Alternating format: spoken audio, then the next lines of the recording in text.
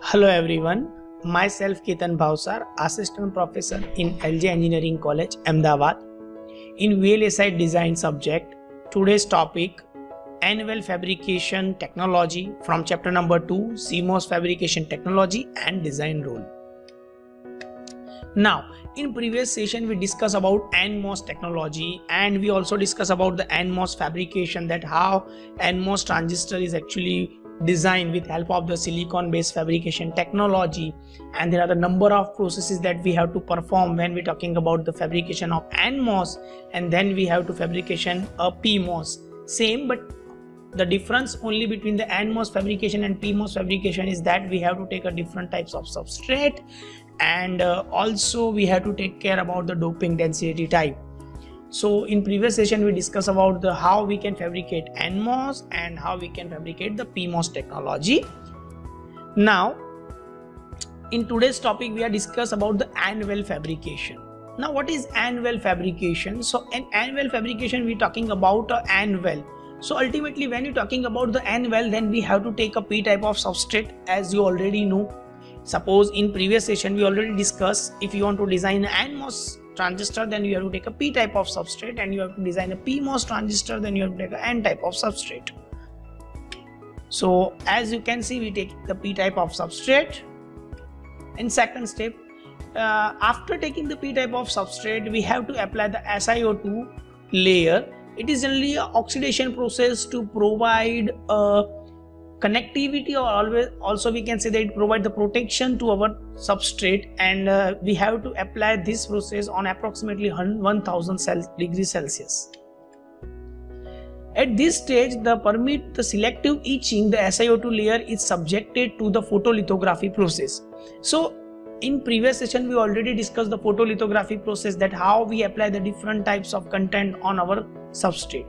So in this process the wafer is coated with a uniform film of photosensitive material, or it's a photoresist material. Now photoresist material, as you can see, it provides the better connectivity to the substrate, and there are the two types of photoresist material that we already discussed, positive photoresist material and a negative photoresist material.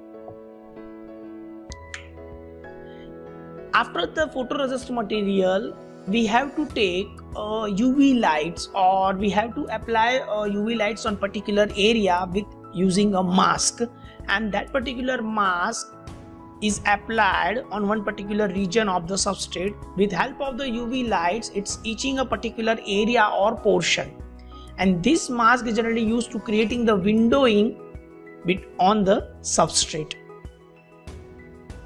So as you can see, after applying the UV lights on particular masking area, you can see it's a window is created, and this process is also called as the etching sometime, because it's removing the specific content from the method, or it removing the specific region from the substrate. The wafer is immersed in an etching solution of hydrofluoric acid, which remove the oxide from the area through which dopant are to be diffused. As you can see, we have to create the windowing method over there, and we have to apply the doping or diffusion process over here. So that's why we have to remove the additional photoresist material and oxidation from this region. During the etching process, those portions of the SiO2 which are protected by the photoresist layer are not affected. The photoresist mask is now stripped off with a chemical solvent, or H2SO4, as you can see. Now we also remove the photoresist material from the substrate using a chemical processes, that as you can see, and this process is also called as a etching. So etching is a similar word. Etching means to remove the content from the substrate. It's called as a etching. The N-type impurities are diffused into the P-type substrate through the exposed region, thus form an anvil. So N-type of impurities are diffused into the P-type of substrate. And similarly, in previous session we already see the NMOS fabrication. In NMOS we are diffused the N-type of impurities in P-type substrate, and here we also design the anvil. So we add N-type of impurities diffused on the P-type of substrate. So the process is similarly as you can see. As you can see, we create here N well. So we diffuse here N type of impurities and in P type of substrate. So N well region is created over here. The layer of SiO2 is now removed by using the hydrofluoric acid. So here they are using the hydrofluoric acid, means you simply say that they're removing the SiO2 because there are the number of processes it is taken place, but it based on the technology that particular firm, or we can say that particular company is using. The hydrofluoric acid is one of the method for removing the SiO2 layer from the substrate. So now your region is look like this. We have a P type of substrate and N well, so it's look like this, as you can see.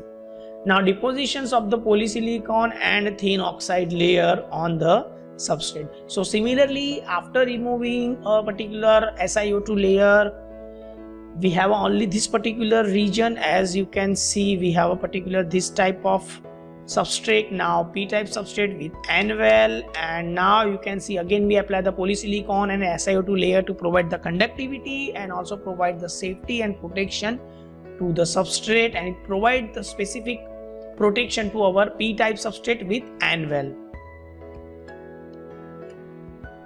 Expose the two regions required for fabrication of the gate for NMOS and PMOS transistor. The remaining portion of polysilicon is stripped off. So as you can see, now we deposited NMOS and PMOS type of transistor, and for that, as you can see, we create here PMOS, we create here N well, means we create here NMOS, and we create here PMOS transistor. So we diffuse here different types of impurities, and after that we take a specific etching method to removing the unnecessary thin layer of SiO2 and photoresist material. So as you can see, in simply what we can say that the gate region has been created near the surface. An oxide layer is deposited over the wafer, which act as a shield for further diffusion and metallic process. So now as you can see, whenever we using a specific controller or we use a specific microcontroller, so we only see the metallic connection or metallic leg which is outside a specific wafer area or surface area or from the chip area. So we interested only a metallic connection because that metallic connection can provide a specific conductivity to the other peripherals. So the oxide layer is deposited over the wafer, which act as a shield for further diffusions and metallic connection, as you can see. So we provide this type of protection to the surfaces, and this particular metallic connection is used to provide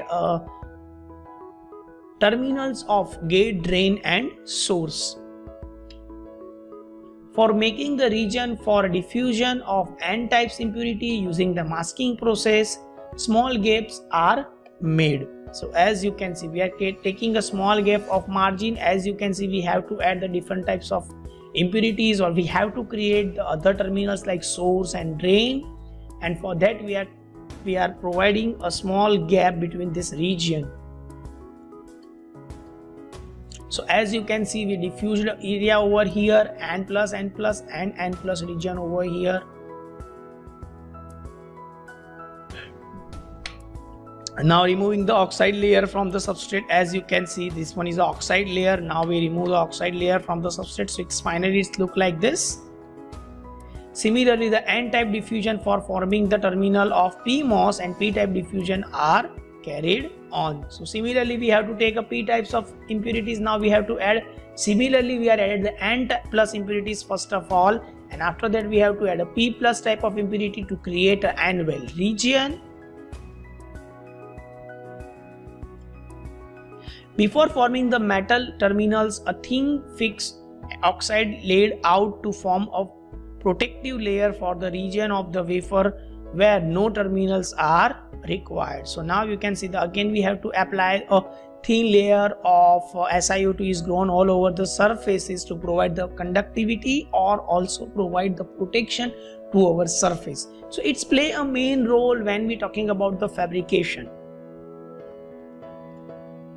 Then we use a metallic connection. As you can see, we use an aluminum based concept. You can use silicon based concept for providing the metallic connections to the gate terminal. as you can see. We provide the metallic connection to the gate terminal, source and drain terminal. It's finally a metallic connections, and with help of this metallic connection you can directly apply a specific content, or we can directly apply a specific metallic terminal to that particular points. As you can see, it's a gate, drain and source terminal. The excess metal is removed from the wafer. In the gaps formed after removing of excess metal, terminals are formed for the interconnections, as you can see.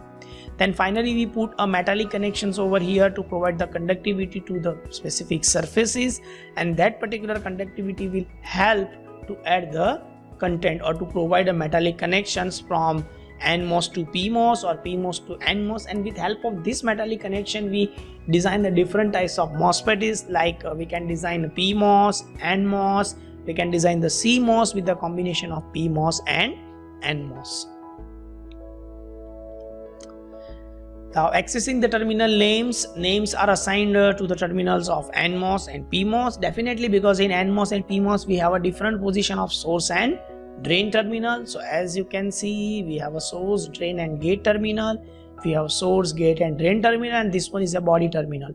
See, basically in the digital system design, whenever we deal with the CMOS technology, we only considering the three main region, gate, drain and source, but we are not considering the body region. But now we have to take and consider the body region too, because body is also play a main role when we are dealing with the VLSI technology. Because body is called as a substrate, and in some of the condition we also consider the substrate is not equal to 0, but in ideal situation we consider the body is equal to 0 or substrate is equal to 0. So make sure that it play a main role when we are dealing with the real-time analysis or real-time systems specifications. So here you can see we are creating here the PMOS region, here we are creating the NMOS region. So with help of this type of parallel connection of the NMOS and PMOS, we can design any type of Boolean function in terms of the fabrication point of view too. So here the finally our N-well fabrication will be finished now, and in this particular fabrication technology you have to make sure that each and every step is similar as a NMOS or PMOS fabrication, but we have to merge NMOS and PMOS steps, and finally we can design a N-well fabrication. Similarly, you can work on the P-well fabrication. What exactly the change you can find over here? Instead of the P plus, you can find the N plus, and here it's an N type of substrate, here P-well, here P plus, P plus, P plus and N plus. So we have to make a opposite operation similar to N-well fabrication when we are dealing with a P-well. So make sure that you have to take a different substrate, and you have to take a different types of diffusion process or diffusion impurities to design a specific MOSFET. So we just go and revision fastly that what exactly the technique is. So as you can see, first of all we have to take, suppose I want to design the N-well, then I have to take a P type of substrate, then again I have to apply the SiO oxide layer, means SiO2 layer. After that I have to apply the photoresist material to provide the conductivity. Then we have to apply the UV lights, and then we have to mask a specific area, and we have to expose or we have to create a windowing on that particular area. So it's finally it's look like this.